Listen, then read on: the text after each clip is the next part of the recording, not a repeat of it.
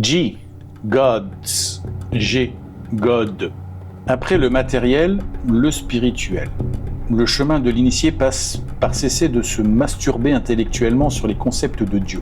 Le fétichisme, le fatalisme, les fanatismes sont autant de pensées et d'actes stériles qui aboutissent au plaisir de tromper, truander et tuer. Le concept de Dieu n'a pas besoin d'être pensé, car il est. L'image montre un vibromasseur de la marque Rabbit, en silicone bleu fluo, se dressant à la verticale tel un totem moderne. Il repose sur un fond composé de miroirs légèrement désalignés, multipliant ses reflets dans un désordre volontaire. À l'arrière-plan, un cercle lumineux vient non seulement cercler l'objet, mais, par un cadrage précis, mettre en évidence son faux prépuce en silicone. Ce choix d'éclairage concentre le regard sur la partie la plus suggestive de l'objet, soulignant la métaphore d'une spiritualité érotisée et marchandisée.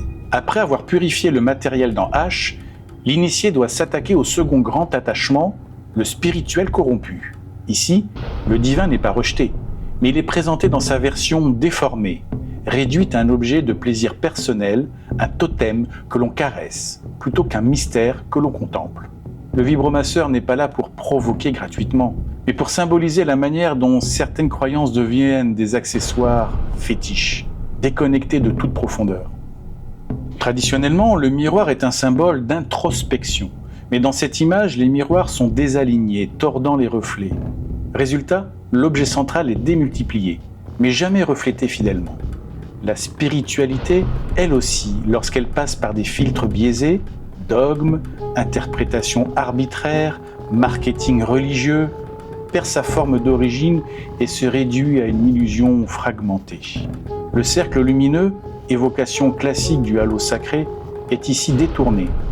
Plutôt que de magnifier l'ensemble, il éclaire précisément le prépuce artificiel du vibromasseur. Cette précision visuelle renforce la critique. Ce que nos sociétés sacralisent aujourd'hui n'est pas l'essence du divin, mais ses simulacres les plus triviaux. L'icône religieuse devient objet sexuel, et l'objet sexuel se pare des attributs du sacré. La légende insiste sur les termes de fétichisme, de fatalisme et de fanatisme.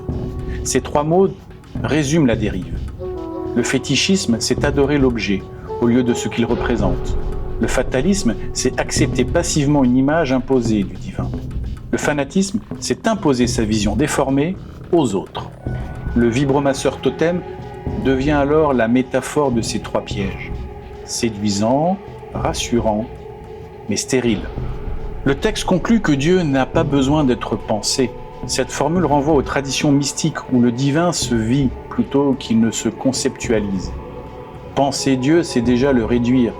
La voie de l'initié est donc de se libérer des idoles, qu'elles soient en or, en silicone ou en dogme, pour accéder à la présence pure, celle du divin. G agit comme une gifle esthétique et conceptuelle. L'œuvre montre avec une ironie froide comment la quête spirituelle s'est parfois prostituée au marché, au plaisir immédiat ou à l'ego. Le halo et le prépuce en silicone sont le point d'orgue de cette critique. Une lumière sacrée mal placée révèle le grotesque du culte mal orienté. Pour avancer, l'initié devra apprendre à voir au-delà des halos trompeurs, à reconnaître les reflets biaisés et à quitter les idoles pour l'essence.